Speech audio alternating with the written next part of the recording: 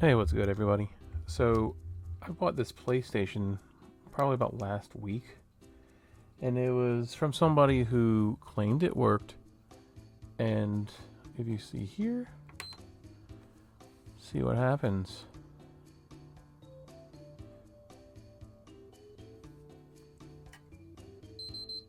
That happens. Okay, it looks like there's a little damage on this side here, which that's not great, but this could be either a really simple fix or a really stupid issue. So let's go ahead and break this open and see if we can find out what's wrong with it. Start by taking the screws out here.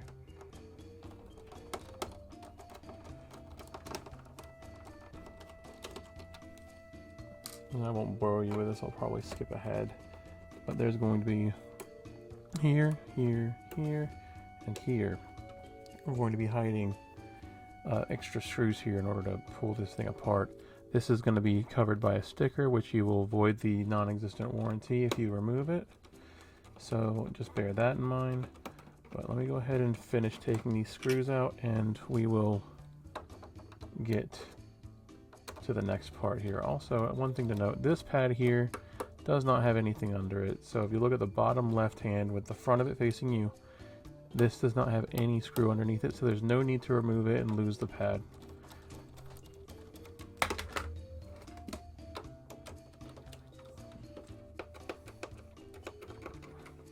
They're all pretty much the same screw, so you don't really have to worry about like where the screw order is like in some consoles. This is generally just the same coming out here. So just about done.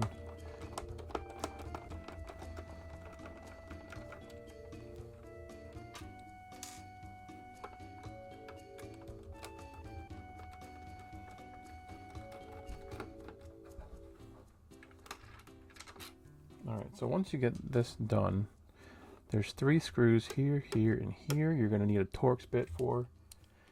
And I believe I have one here. And this is what kind of holds the front of the console together.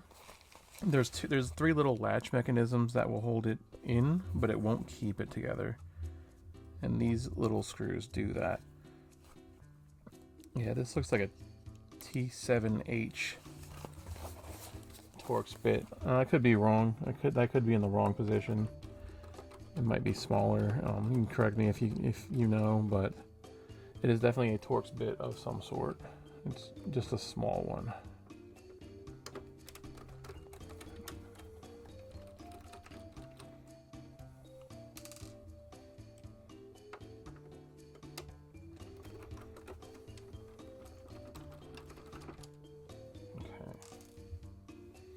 Now with all, I think I want to say 1, 2, 3, 4, 5, 6, 7, 8, 9, 10 screws out, you should be able to pull this apart from the back.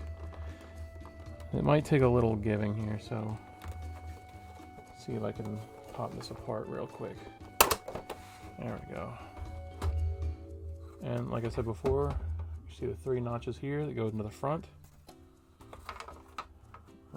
That impact doesn't look too great. Let's see if we can lift this up at all. Okay. Yeah, looks like there was some damage there, but that doesn't seem to be the culprit, though. That's not going to be the culprit, I bet. That's just more cosmetic than anything else. Let's go ahead and pop that back in where it belongs. So, there is a power cable going here from your power supply to the motherboard. Now, it could just be that this connector is loose, and usually unplugging it like that and plugging it back in and then making sure it's seated properly, that usually will clear this on a slim model.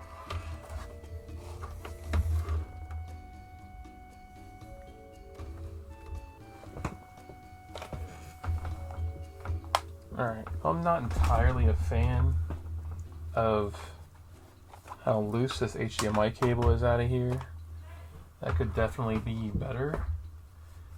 But let's go ahead and give this a shot. I went ahead and cleaned everything out as much as I could for the moment. and there's still a lot of caked on dust that I'd have to go in there with like a toothbrush or a paintbrush or something. But I did get a lot of the dust out that was caked on. Here was a lot. This was like a smoker's PlayStation for sure. And I went ahead and reseated all the wiring. So let's go ahead and give it a shot. It looks like the red light is on.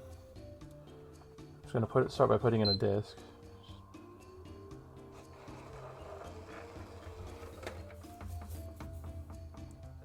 See what happens.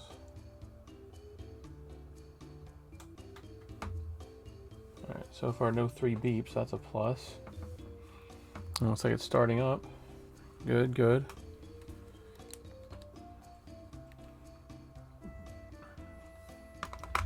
Just to make sure, show you it's giving a picture, let's take it off the stand here.